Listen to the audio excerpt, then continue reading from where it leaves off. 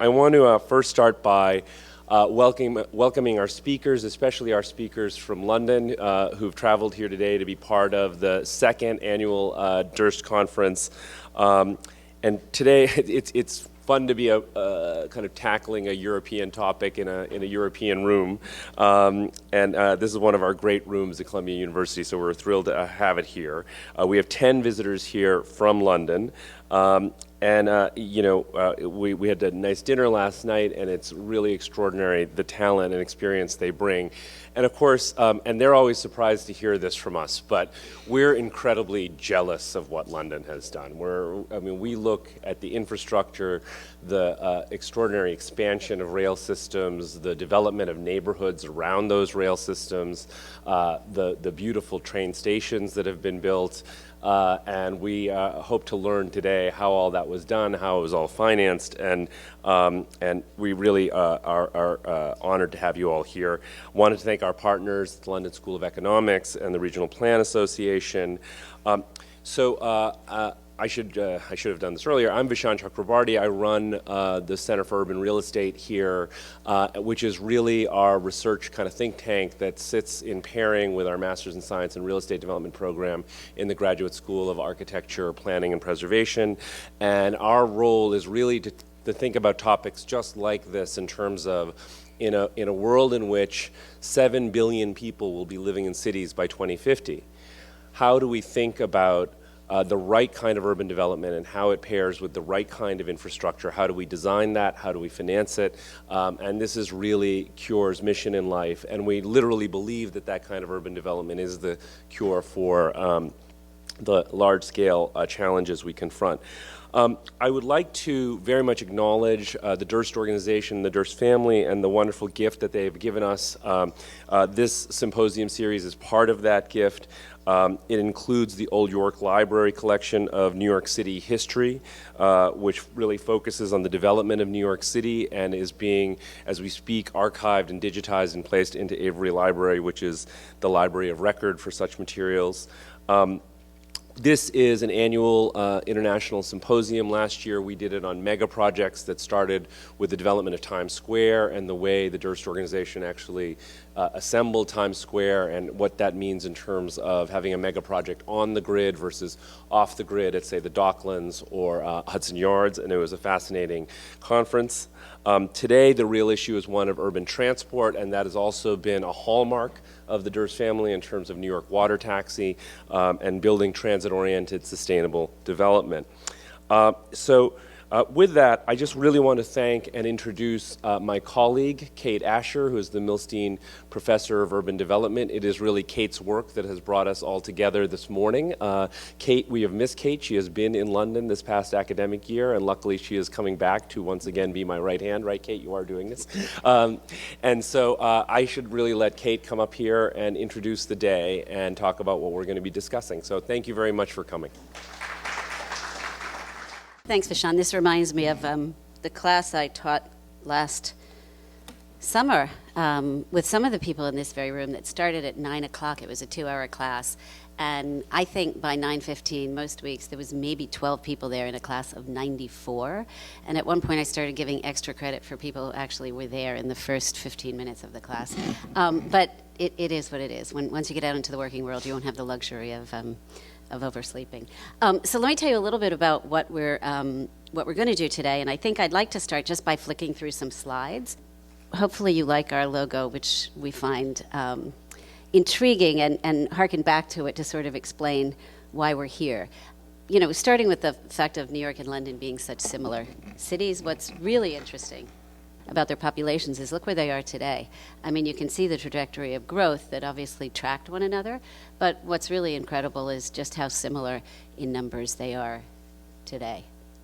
Of course, they're both global powerhouses. Of course, they're both centers of the financial industry, and spend a lot of time looking over each other's shoulder to make sure that they each stay competitive and stay competitive with the other global cities in the world. In terms of transport development, I just want to take you on a tiny little journey, and kudos to Julia Lewis, who's I'm sure in the audience here, there she is, for putting this together, because she played with our colors to sort of highlight the issue that brings us all here today. So if we take you back in history, the first real transit, and by transit we're talking really about rail underground here, primarily underground, but inner city rail is really what we're talking about, inner city rail transit. Came from London. It happened in 1863 with the Metropolitan line. And what you don't see here is all of the overland rail stations, the commuter rail stations, that essentially ringed London. And New York had its own version of that, Grand Central and others. But really the first underground line was meant to connect up these rail stations that brought people in from outlying parts, but once they got into the core, they really didn't penetrate far enough for people to either get to work or to transfer to other places. So it really was meant to link up the overland rail stations, and you can see they weren't really right in the core of London, they were around it. So London continued to extend its, sort of primitive inner city rail network, again, around the outskirts, connecting up various stations, which were really termini of overland rail. You'll see up through 1900, there was no activity in New York. There was a lot of attempts. There was an attempt to build a pneumatic subway downtown. And what's really interesting is in the Durst collection, which Vishaan, I think, mentioned, there is some wonderful correspondence between the London Underground engineers and people in New York who wanted to build a subway, and some beautiful maps and structural drawings of how the London Underground was constructed, which were meant to inform the folks that were working on this idea of a pneumatic subway in New York City. So there's some just treasures of stuff that showed that the two cities were connected way back when. New York City subway did not all of a sudden overnight appear like this, but it did open in 1904, and it opened with the initial line that ran up from City Hall to 42nd Street across and up the West Side. But really in that early period, there were a bunch of lines that were started. Now, I should have said that all of these lines were private. These were not operated by public entities. They had licenses or whatever arrangements, with the public entity to operate. But these were all private entrepreneurial activities, and they competed with one another. That was part of what led to the sort of growth that you saw in this, early heyday of rail transit expansion. Lines competed with one another. They didn't necessarily want to connect with one another because that meant you would lose a passenger, but you saw a lot of them. You saw them growing on New York's side into the boroughs, and for those of you who aren't from New York, on the right side you see the boroughs of Brooklyn and Queens. And in London you can see that the service is extending out really to bring people in and essentially to compete with whatever overland rail there had been. And that growth continues through the 20s, and these systems are now becoming quite robust. And you'll see as we move forward that by about 1930, much of New York's system was in place, though it wasn't united as one system, nor was London's. This was really the decade when the systems were more or less brought together and they were brought into public ownership. And once in public ownership, then there was no question about keeping individual lines competing with one another, and there started to be a variety of connections made on both sides. And you can see at this point that New York's system is quite robust and quite extensive. London's continued to grow, and I won't go through each of the individual sort of extensions, partly because I can't see them, partly because I'd probably get them wrong. But you can see that it continues to be built out, whereas New York's is fairly full, with some minor additions being made in the 1950s. And you can see the extension out to the Rockaways. And again, some of these were rail lines that came into the transit network and were not necessarily underground.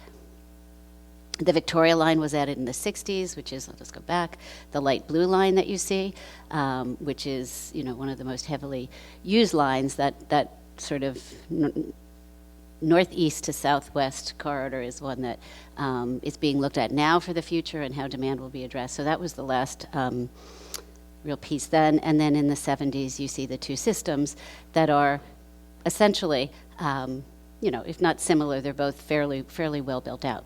Now look carefully at the one on the right, because you will notice as we go forward a very small amount of change to New York City system, while you start seeing some changes to London's. And you see them with various things. You see them with the Docklands Railway, which you probably can't see, but we'll come back to later on in the presentations. First in the 80s, which was a light rail line that was meant to start bringing life to the docklands and generating development there, which it did.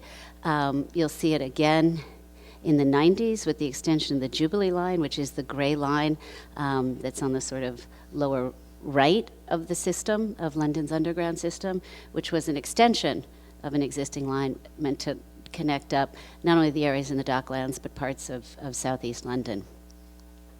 You'll see it again with and if I go back, look at the light orange lines, you'll see it with the London Overground, which was a rail line that had existed, freight line, and it was pretty underutilized, and it was brought into the passenger system. A lot of money was pumped into it to basically connect up in an orbital fashion areas outside the center. And again, New York's system really has remained essentially the same. And then the last slide, the most recent, is you can see at the bottom that orbital London Overground has actually been completed as a circle. And I think every household in London received a pamphlet through their door saying, the circle is complete and you can now move in a circular fashion around London. It's not necessarily a one-seat ride, but you get the idea. So, the point here, I think, is made visually is very powerful. You can see that the system in London has continued to fill itself in and grow. What you don't see is what it's done for individual areas, and that's some of what we'll talk about today in terms of case studies and how that transit has really driven real estate development and economic development in those areas. And just to leave you with some things that are under construction, not to say that we have nothing under construction. We're going to hear a lot today about what's happening in New York with the 2nd Avenue subway, with the extension of the number 7. I think those are both shown here, and maybe even East Side Access. I can't quite see it. London's got a huge project under construction. It's the biggest infrastructure project in Europe with the Crossrail system, which is the dotted line that you see running across, which is meant not just to relieve congestion in an east-west direction commuting across London, but really to tie in economic development on the outer ends of the city. So there are some major projects that you'll hear about today on both sides of the Atlantic, and really one of the questions we want to tackle today is how has London been able to use these 30 years to develop its system so intensively and to regenerate so many parts of the city, and how can we learn from that experience to potentially do more of what we are now starting to do here. So with that, I'll stop talking and I'll introduce our first keynote speaker. I think the flavor of the day is that our keynote speaker from London is an American, and our keynote speaker from New York is, by background, a European. And they've both been invited to do that because they both share both perspectives, and I think can bring some of that to you today. So 2 words about Isabel. Isabel is many things, but Isabel is a lawyer by background. Most importantly, she's a New York native. She comes from Queens, and you will hear that in her voice. She worked for Transport for London once upon a time. She advised the mayor on environmental issues before moving over to the position as deputy mayor for transport. So in that capacity, she really does oversee Transport for London, which is a mammoth organization that does not just rail, but it does buses, it does streets, it does ferries, it does everything, and she'll tell you a little bit about that. So with that, let me welcome Isabel.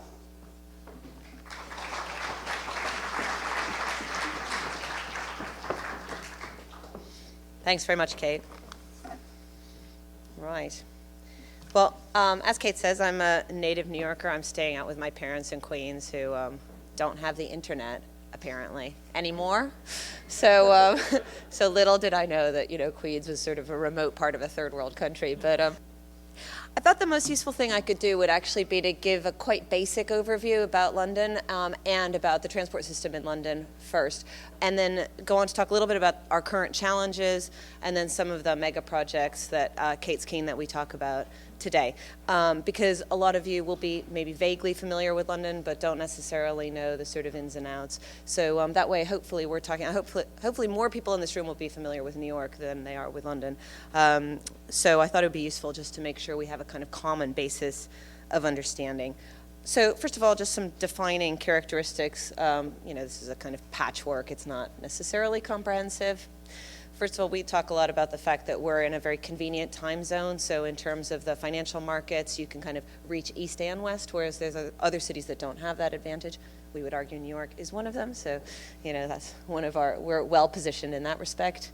This shows effectively the density of London relative to the rest of the country. So unlike the United States, London is by far the dominant city in the UK, and obviously co-located with the capital of the country, and which has a lot of benefits.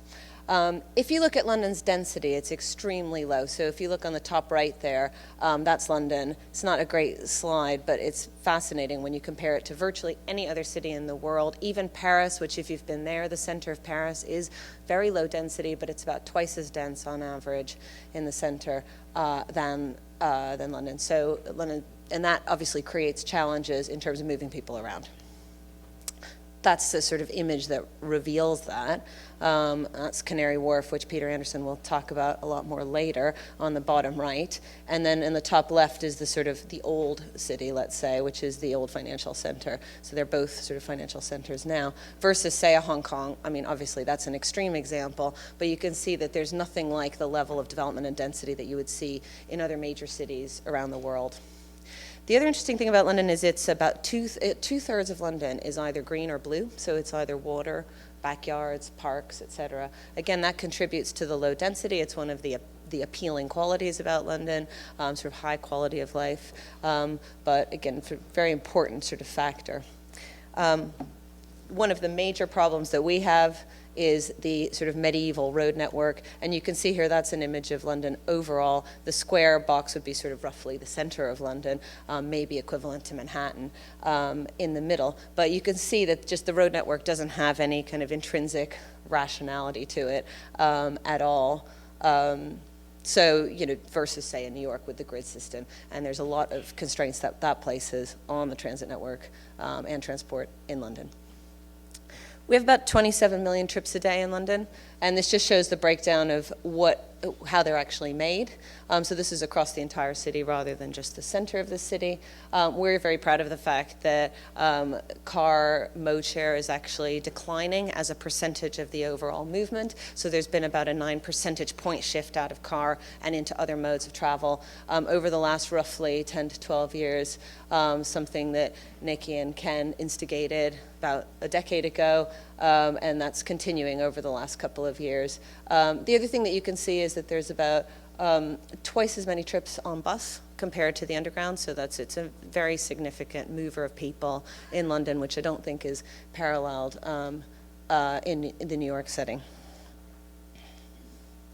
If you look at central London, you can see that the y-axis is showing time, the x-axis, the x-axis is showing time.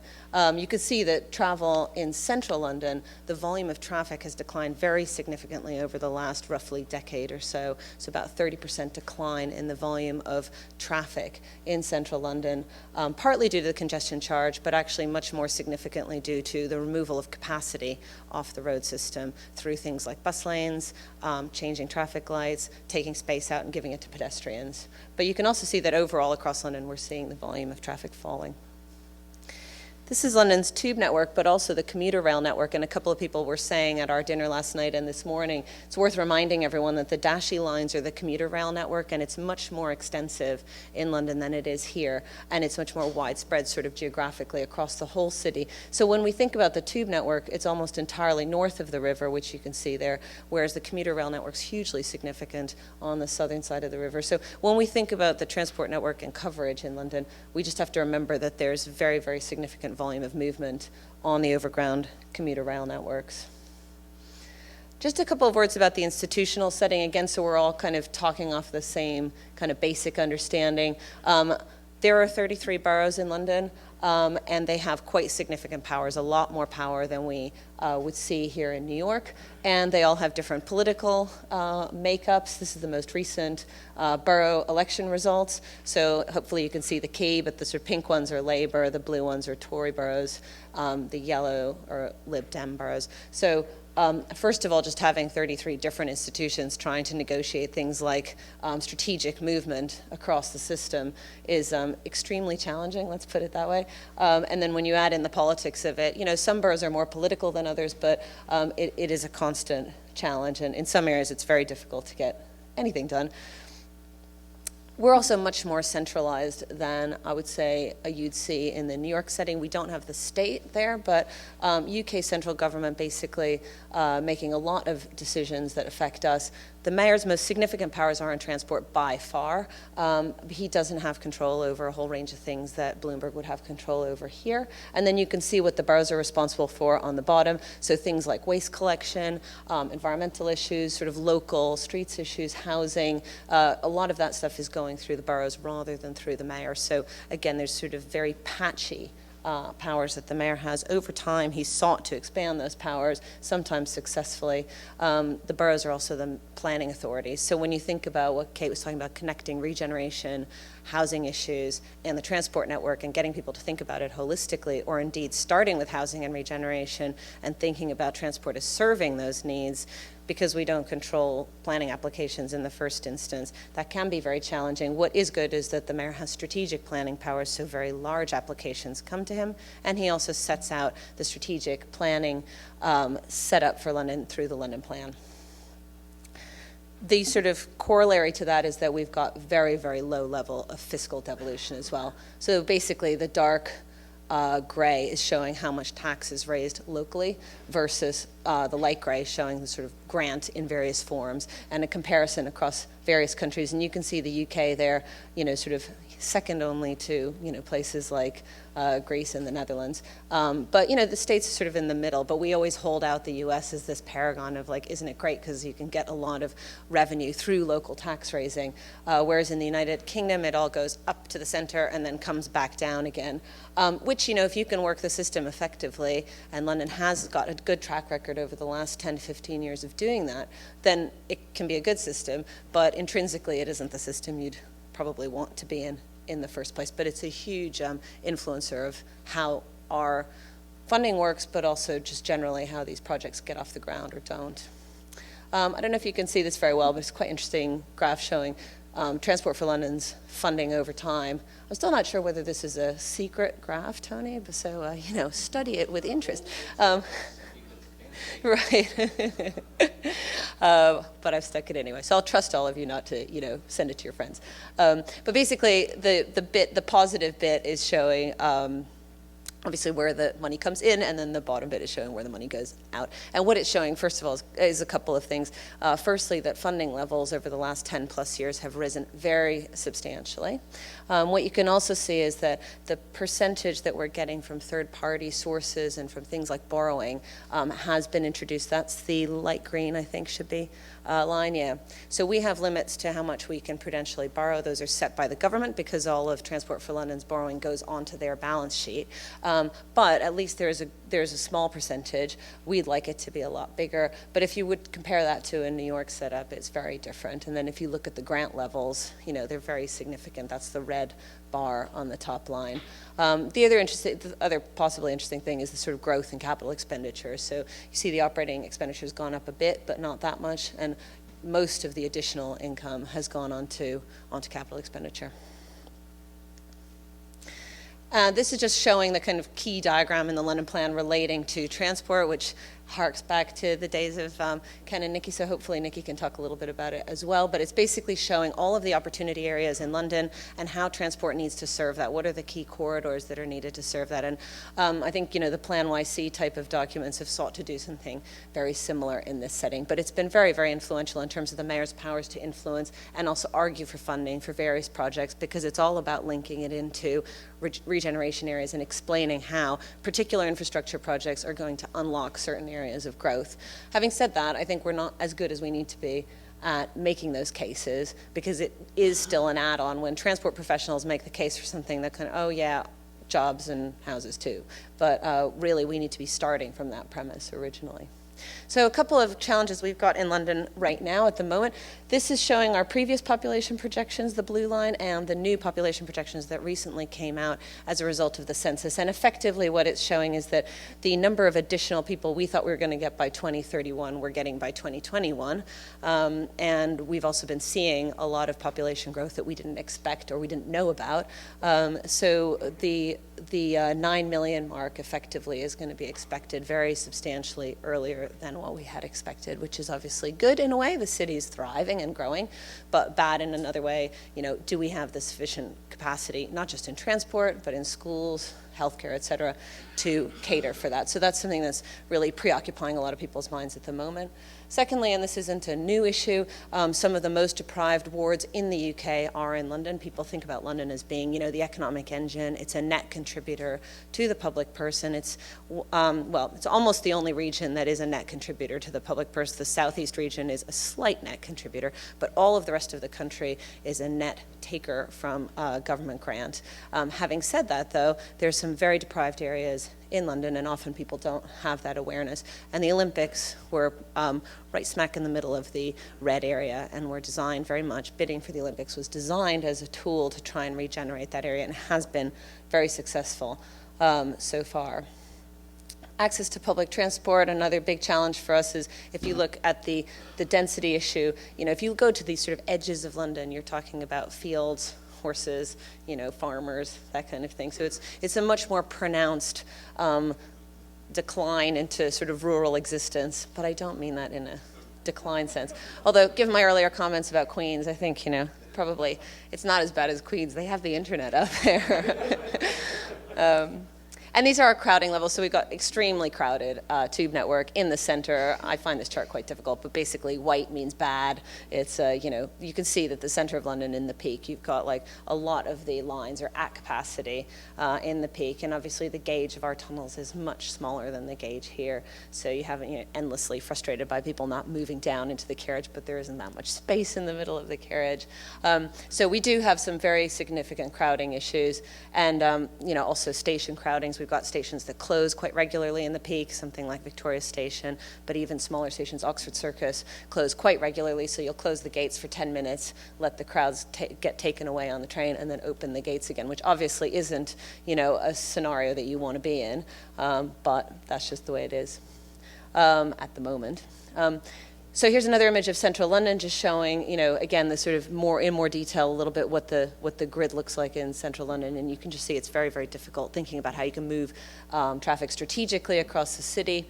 And when you think about the challenges we've got this, I love this diagram, sort of, like we've got this increase in congestion, and we're going to do a bunch of stuff, and it's all quite amorphous, and we're still not going to solve the problem. So we do have projections of rising congestion over the next 10, 20 years, particularly in certain parts of London where there's been a lot of growth, tens of thousands of new homes going in East London, for example, and no expansion in road capacity in that area. So there are particular traffic issues out there. The last thing I was going to mention on the challenges is air quality. We have a very, very active and influential air quality lobby in London. I think it's almost, not even a subject in New York as far as I can tell. This is just one example. Our NO2 levels exceed European levels of acceptable air pollution. And so that's been a big driver of a lot of our policies as well in terms of making a case for why certain investments need to be made. So before we talk about the bigger projects, I just wanted to quickly touch on what we're doing on the existing system. I'm a big advocate of investing in the existing system is a lot less sexy. You can't cut a ribbon and open it, but it is going to have a much bigger, in many cases, although more diffuse, impact on being able to cater for the growth of the city. We've got a big program of upgrading the tube network. So this shows that basically all the lines are going to be done as part of this program, but the dash lines are currently unfunded. So that's part of the application to government in terms of getting funding. But you can see that, broadly speaking, you're seeing 20 to 30% increase in capacity as a result of the upgrade. That's replacing signaling, new trains, all that kind of stuff. We're also doing a big program of work to upgrade the road network. So this is our roads control center, and just much more intelligence in the traffic lights, investing in the road network. So that's, for example, the X Factor design at Oxford Circus, which has many, many more pedestrians than anything else, and so it's trying to cater for pedestrian capacity. So the big investment on that side, closing off the north side of Trafalgar Square, which Nicky was involved in. But also about redesigning junctions. This is a very boring photograph, but we're doing a lot of work to look at how you can redesign junctions with new traffic techniques, which means that you can get 20, 30% additional capacity out of the junction. Very boring, but has a big impact on decongesting certain areas. And you can assign that capacity to pedestrians if you want to. So it isn't necessarily about fostering vehicular traffic movement, but what it does do is it unlocks the junction for other opportunities as well. There's part of the program is about investing in high streets, and we just announced a big cycling strategy. This is a conceptual diagram of the embankment with a big segregated cycle lane down the side of it. So that'll be very popular with taxis and coach drivers who will park up along there. We're just, I haven't even started the battle on that one. And a central London grid of cycle routes as well. So we feel that we're sort of lagging behind New York now on the cycling agenda, and so that's been great because it's an impetus for us to do a bit more. So on to just last thing I was going to talk about was just give a little bit of an overview of each of the big projects that I think we're going to be talking about today. I might not cover all of them, but again, I'm just going to give you a few sentences on each one so you have some basic understanding of where they are and what are they all about, so that when people talk about them later, you know what we're talking about. So what this shows is that it's actually more than 50% increase on the rail networks in London in terms of capacity as a result of all of the things that the Tube Improvement Program and the upgrade of the existing network, but also as a result of some of the new projects that are being put in place. So very, very significant impact on overall rail capacity in London.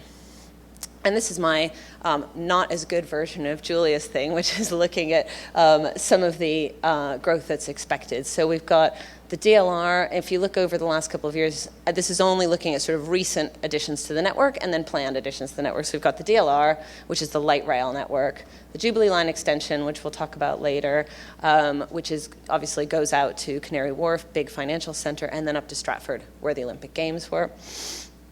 Tramlink, light rail in the south, again, interesting contrast to New York, where you don't really have any of the intermediate modes. We don't have any bus rapid transit in London, despite Nicky's best efforts. But we do have quite a bit of sort of light rail modes, both the Tramlink and the DLR.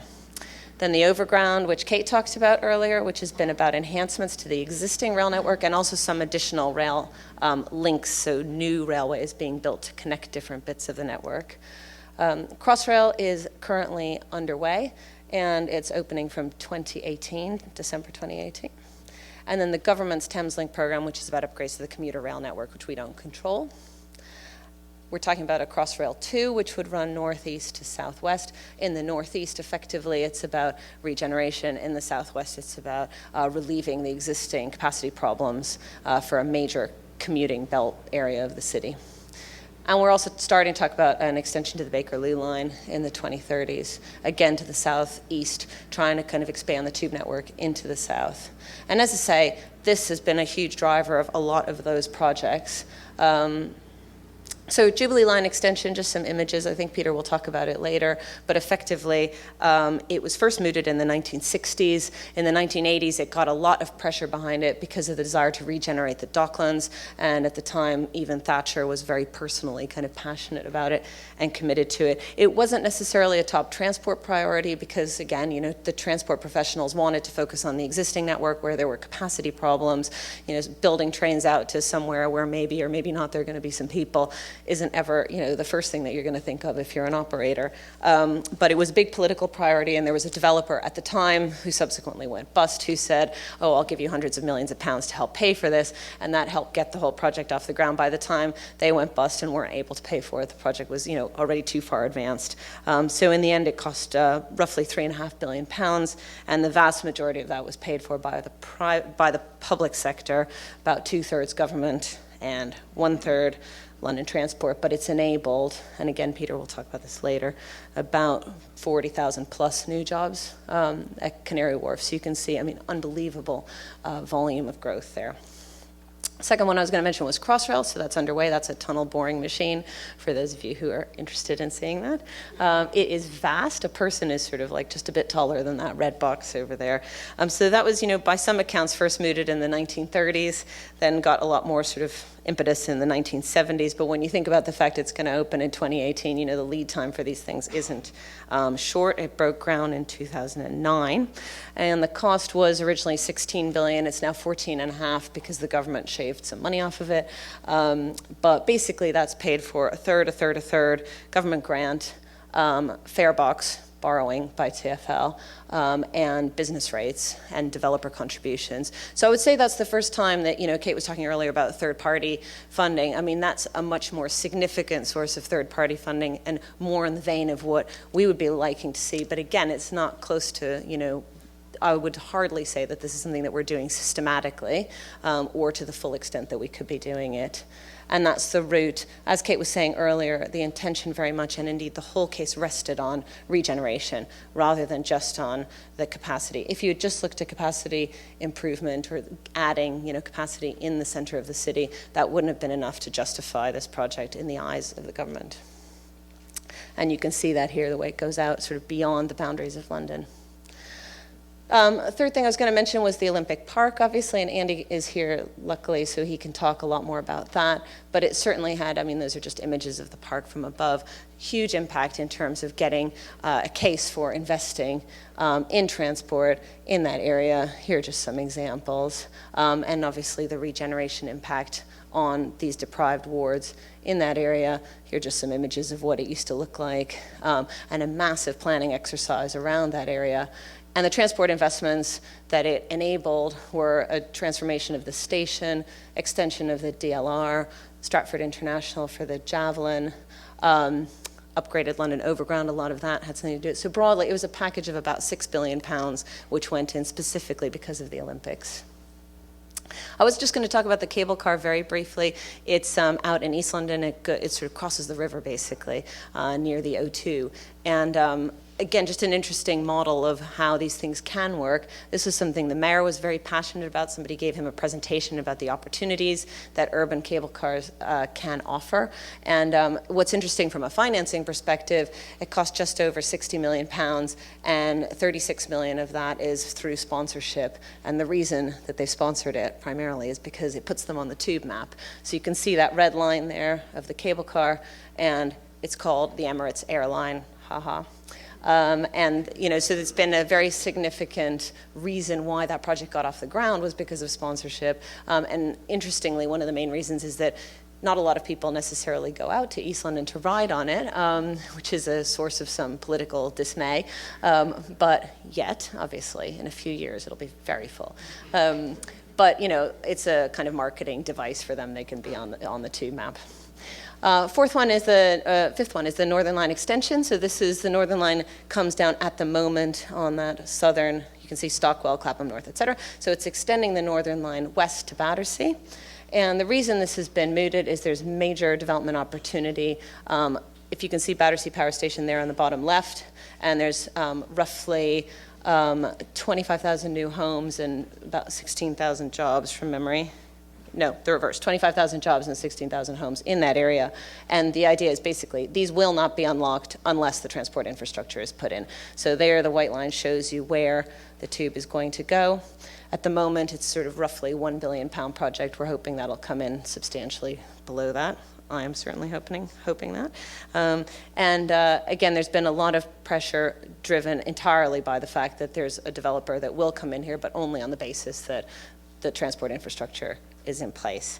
And that is much more in the kind of, bigger chunk third-party vein. So about 85% of the funding for that project comes from hypothecation of business rates. It's a true tax increment financing project. But again, it's the first time really that we're going to be doing something in that vein in London at that scale, as far as I'm concerned. And that's just an image of what the area is going to look like. The power station will be retained, and the development happens around it. Crossrail 2, last thing I was going to mention. This is the most likely routing, which is looking at the northeast to southwest corridor, and we're just consulting on the route this year. It was first sort of talked about in the 1980s. The route was safeguarded in 1991.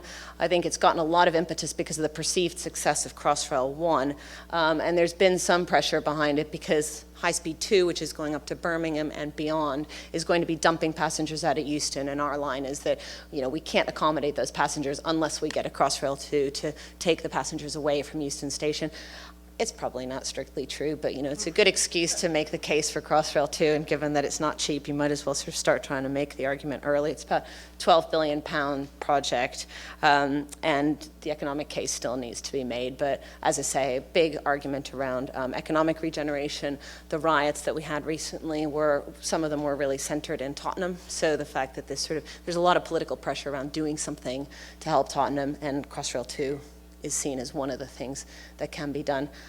So in summary, I think, I'll leave it to others to sort of talk about what's making these things kind of happen or not happen. But just a couple of thoughts. I think, institutional dynamics are absolutely essential on these projects. It isn't about whether somebody dreamt up the right financing technique or not, but it's also about having the right committed individuals in the right places. And if you look at the ins and outs of some of these projects, and I'm sure that's the same in New York, it's if you have these particular players who are pushing these projects along. I mean, Crossrail 2, at the moment, there's one person who's very, very keen on it, and he's, very good friends with the mayor, and so that's one of the reasons why that project at the moment has a lot of momentum behind it.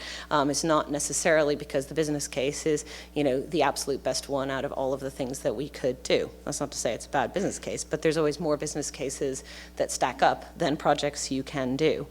I would say that we're still very weak at building the non-transport case for transport investments. In other words, saying, if you want this level of housing, if you want this level of regeneration investment, then you need these transport projects to support that, rather than making the case for transport projects qua transport projects. And the transport professionals don't really like to do that, and we don't have, even though the GLA, which is the sort of city hall structure, has the planners, the strategic planners, and the transport professionals nominally within it, there's not a lot of, let's say, productive discussion that happens in that sense between the two. That's something we've tried to change over the last year or so, get a much better dialogue going on that. But I would hardly say that, London can hold itself out as an example on that kind of dynamic. We're not remotely where we need to be. And housing is actually the number one issue in London. It's overtaken transport for the first time in years. So if we want to get money in the spending review, in the settlement from government, if we want additional grant funding for transport, my view is we need to position it as housing funding effectively. But turning the argument on its head is quite difficult for a lot of the transport professionals. I would also say we're still only scratching the surface on the sort of opportunities for third-party funding, and we certainly don't have a systematic approach to it. It's very much, on this project we managed to cobble this together, on this one we've cobbled that one together.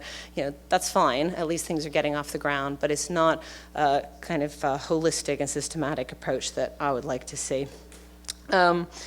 The last thing I was going to say was the investment in the existing network is, still, in my view, overlooked and neglected. I don't know, what the situation is in New York. I think is quite a bit better. But making an economic case also, and the sort of broader regeneration case for investment in the existing network, we don't do that at all. And there's no reason why we couldn't. And in the road network, that the work that we're doing on the road network that I talked about earlier, we are trying to do that. It's saying improving the road network is actually not just about getting vehicular movement to be improved in London, but it's also about regeneration of town centers. It's about how London functions as an economic center, and trying to improve how we make that case is essential.